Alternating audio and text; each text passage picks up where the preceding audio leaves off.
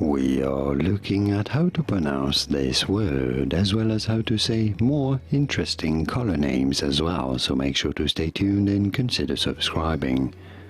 How do you go about pronouncing it? In British English, because the American pronunciation is different. In British English, this is normally said as ochre. Ochre, you do want to stress on the first syllable.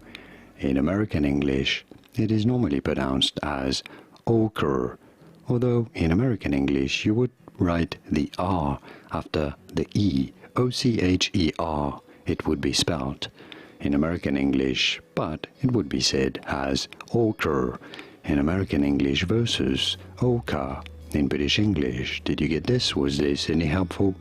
Let me know in the comments and by using the like button. Thanks for your support.